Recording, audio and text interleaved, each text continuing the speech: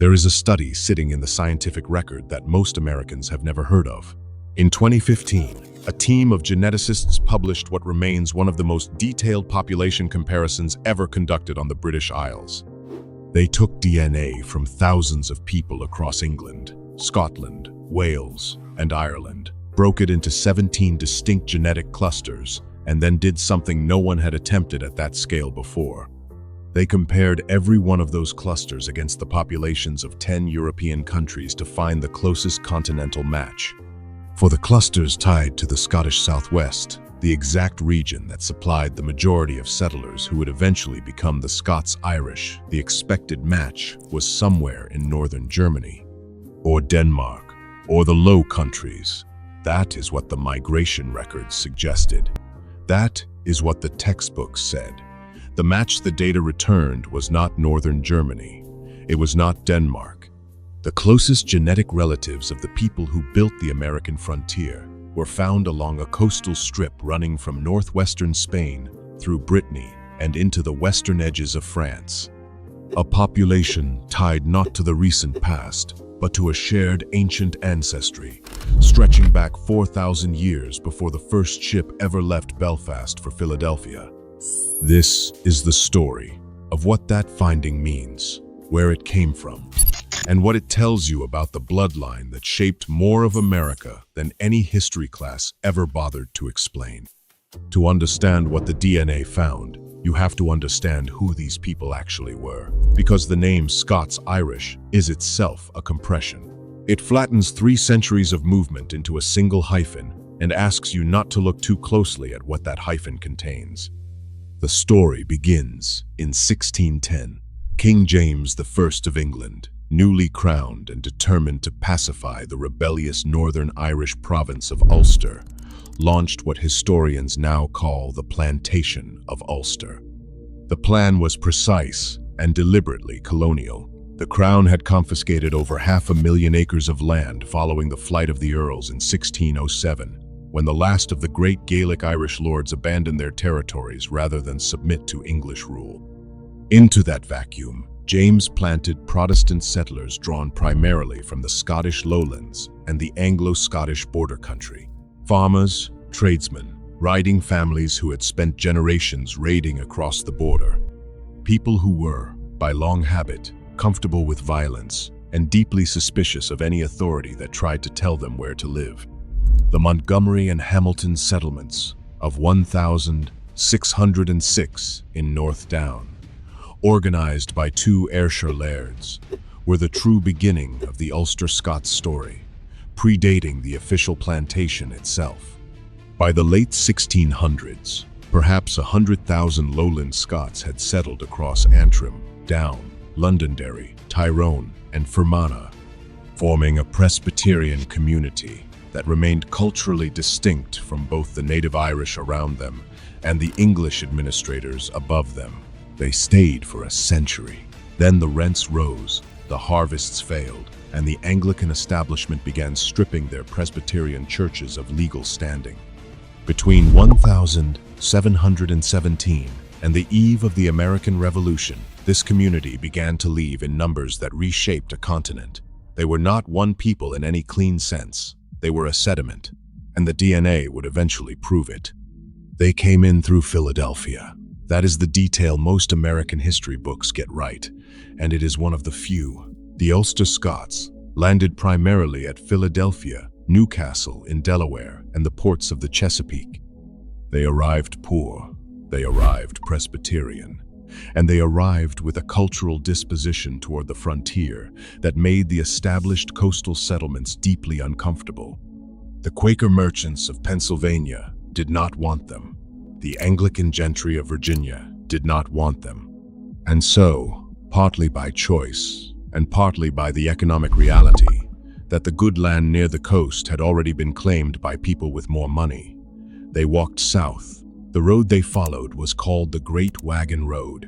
It ran from Philadelphia down through the Shenandoah Valley of Virginia, through the Piedmont of the Carolinas, and eventually through the Cumberland Gap into the dark interior of Tennessee and Kentucky.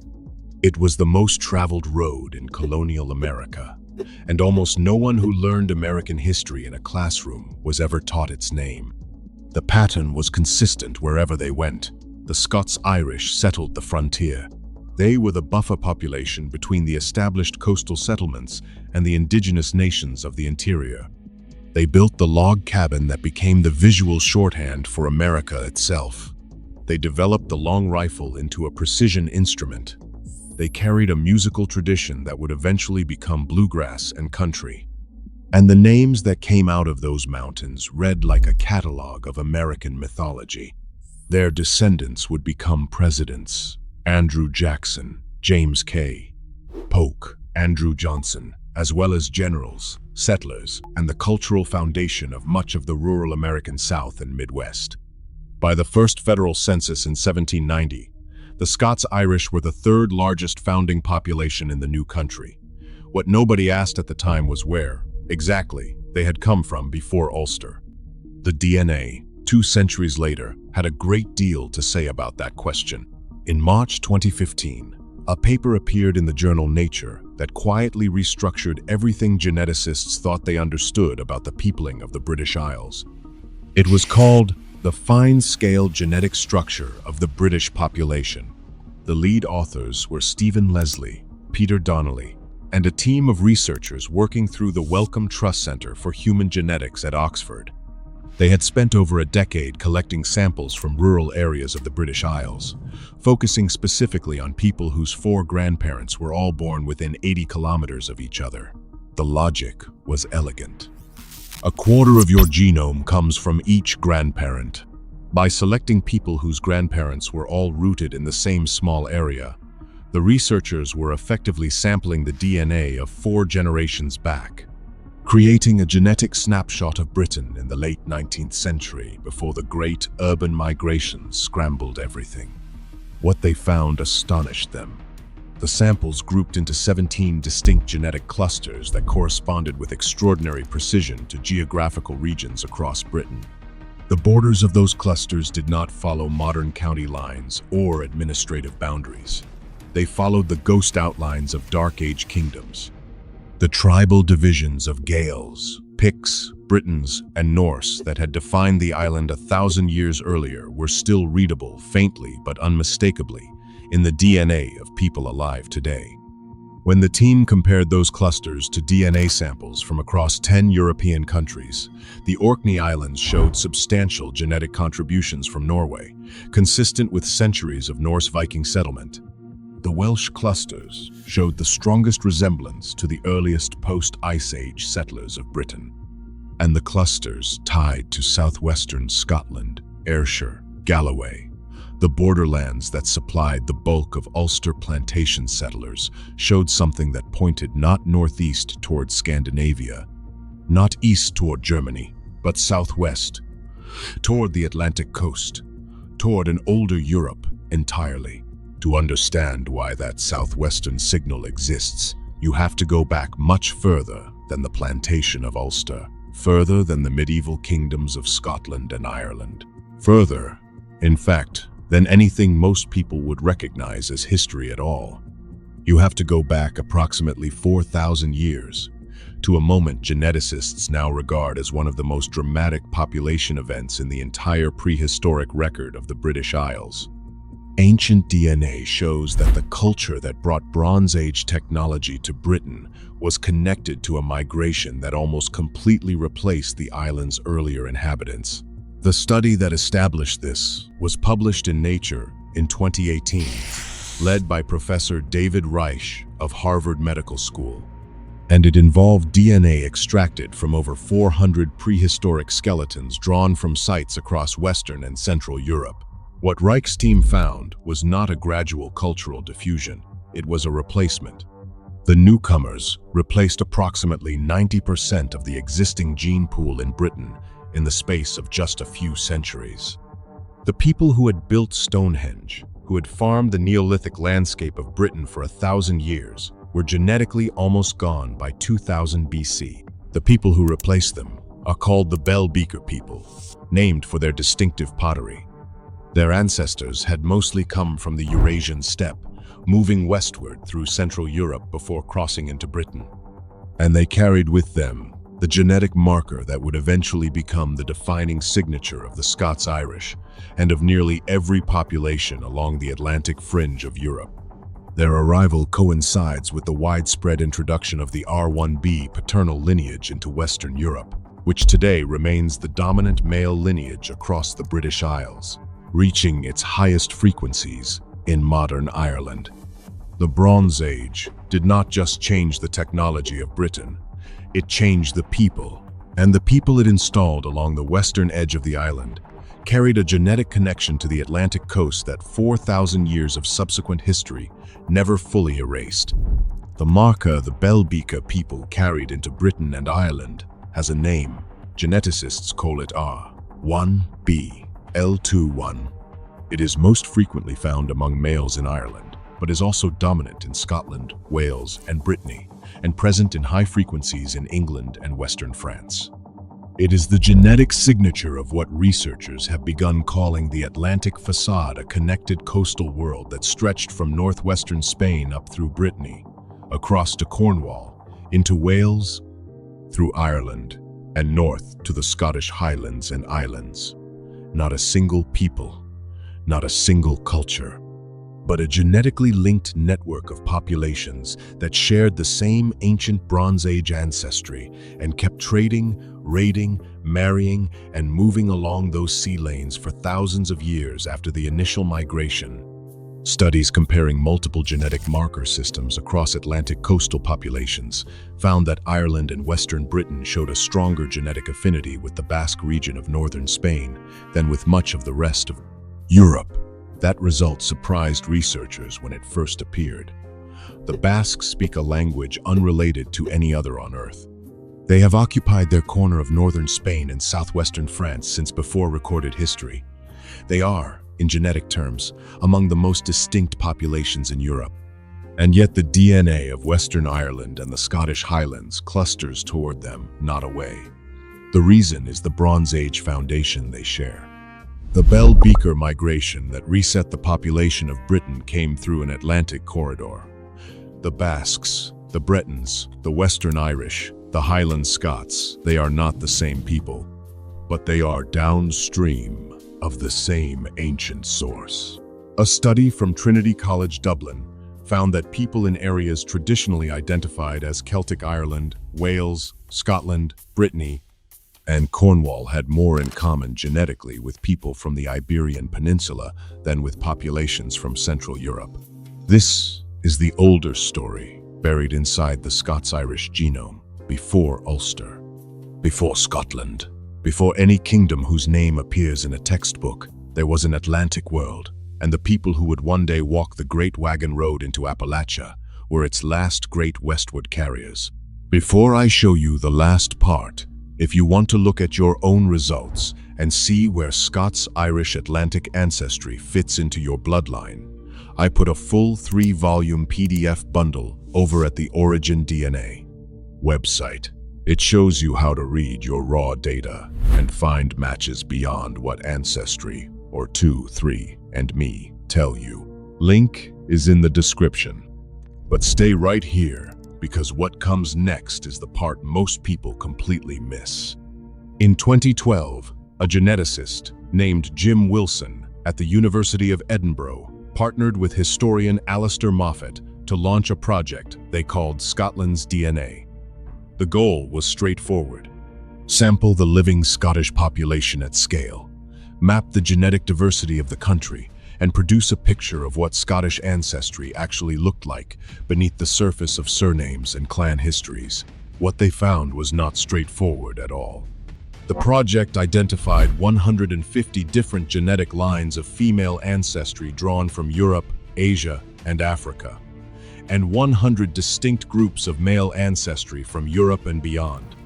Scotland, an island nation on the northwestern edge of Europe with a population of 5 million, contained a level of genetic diversity that researchers described as extraordinary, but it was one specific finding that sent the wider genetics community into quiet, sustained conversation.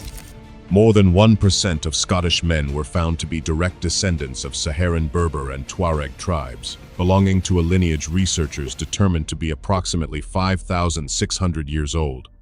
That signal had no straightforward explanation. The Berber and Tuareg peoples of the Sahara had no known historical contact with Scotland. There were no documented migration routes, no trade records, no medieval accounts of North African settlers arriving on the Scottish coast. And yet the marker was there, ancient and unambiguous, sitting inside the genomes of men whose families had lived in Scotland for as far back as any record existed. The working explanation points back to the Atlantic facade, the same coastal network that connected Scotland genetically to Brittany and the Basque Country also connected it, at deeper time depths, to populations that had moved up the western edge of Europe from North Africa during the Mesolithic and Neolithic periods, thousands of years before the Bell Beaker migration layered R1b on top of everything else. The Scots-Irish, who boarded ships in Belfast, were not carrying one ancestry. They were carrying the compressed residue of every population that had ever touched that Atlantic coastline, going back further than anyone had thought to look. There is one more layer sitting inside the Scots-Irish genome before you can fully read what the DNA is saying, and it arrived not from the south, not from the Bronze Age Atlantic world, but from the north. It arrived on longships between the 8th and 11th centuries, and it left a mark on the western edge of Scotland that no subsequent migration ever completely covered over. Viking exploits in the British Isles are thought to have begun with the sacking of the monastery at Lindisfarne off the Northumbrian coast in AD 793, followed by attacks on Jarrow and the Columban Church of Iona. Within decades, Norse longships dominated the sea routes, stretching from Norway down through Shetland, Orkney, the Hebrides, and into Ireland. They did not simply raid and leave, they settled. They intermarried. They built towns and established kingdoms along the very coastlines that the Atlantic Bronze Age populations had occupied for 2,000 years before them. The period of Scandinavian political and cultural domination in this region lasted until 1472, when Orkney and Shetland formally became part of Scotland. The genetic evidence of that settlement is precise and measurable. A 2015 study by the University of Edinburgh and the Wellcome Trust found that up to 25% of male DNA in Orkney originates from Scandinavian Vikings. The Western Isles and the Hebrides show lower, but still significant Norse signal.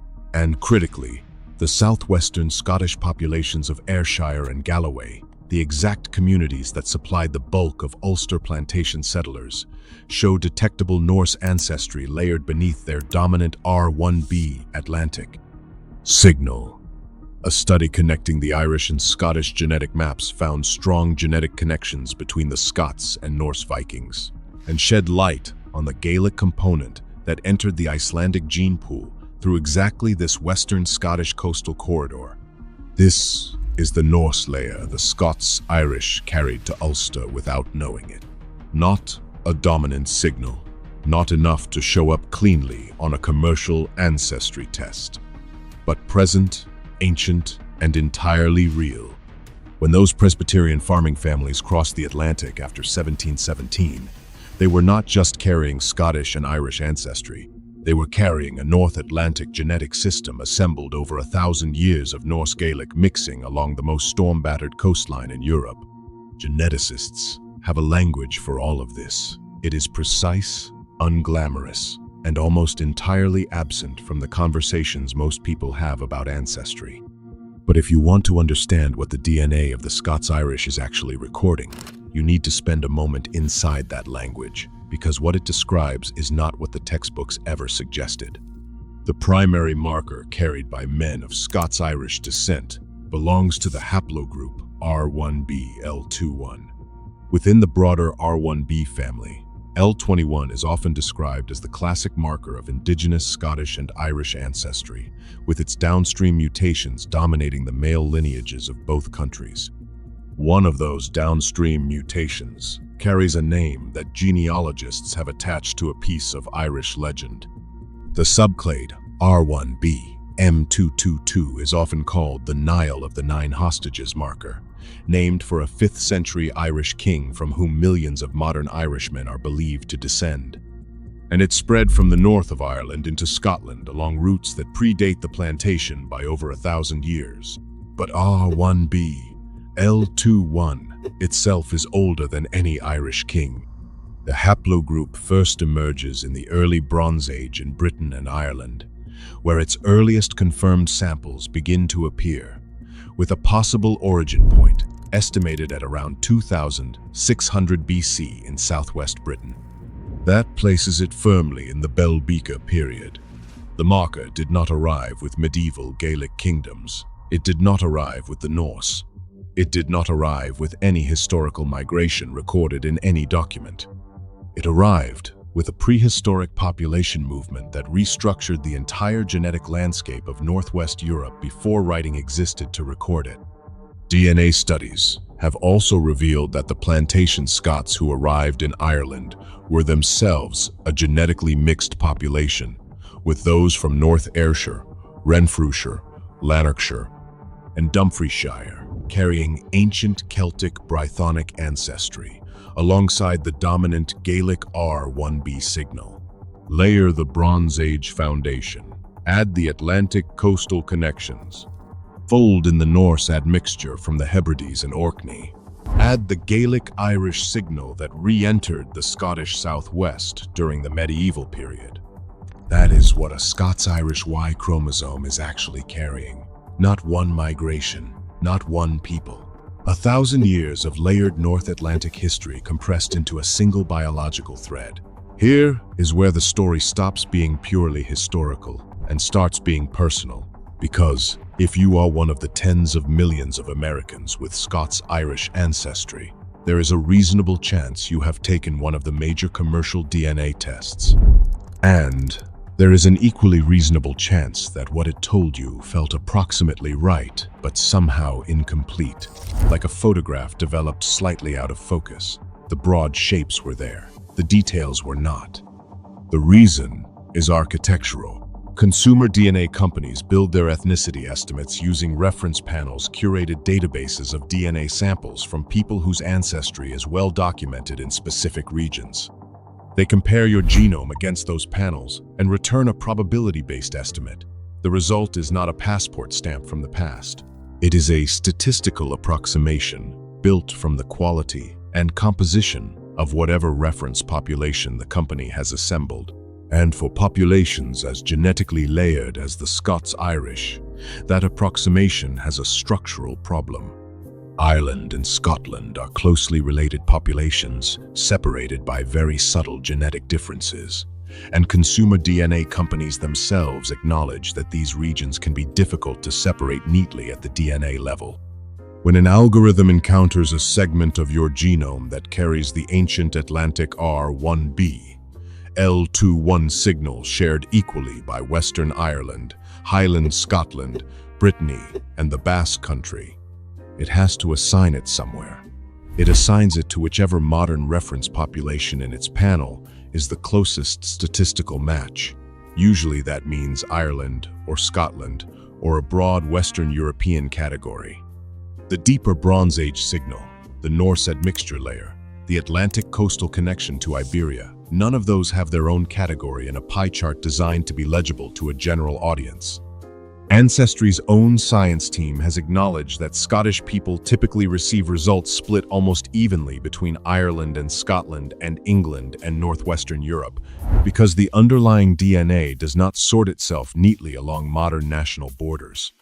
What you see on screen is a simplification the algorithm imposes on a reality that is far older and far more tangled than any clean percentage can represent. The full story is in the raw data. Most people never look there. The companies are not designed to make it easy to do so. Pull back from the haplogroups in the reference panels for a moment. Pull back from the Bronze Age and the Norse longships and the Atlantic facade. Stand instead at the mouth of the Cumberland Gap in 1775 and watch the people walking through it. Scots-Irish families, Presbyterian farmers, men and women who had already crossed one ocean and were now pushing past every other colonial population into the deepest, most dangerous interior of a continent they had been on for less than 2 generations. Ask yourself what they were carrying. The official answer, the one recorded in the census documents and the migration records and the history textbooks, is that they were carrying Scottish and Irish ancestry acquired during a century in Ulster. By the first United States Census in 1790, the Scots-Irish represented one of the largest founding populations in the new country, and their descendants would go on to produce presidents, generals, and the cultural bedrock of the rural American South and Midwest. That much is documented and true, but the DNA now says the official answer is incomplete in a way that matters. What those families were actually carrying through the Cumberland Gap was a genetic archive assembled over 4,000 years along the Atlantic edge of Europe.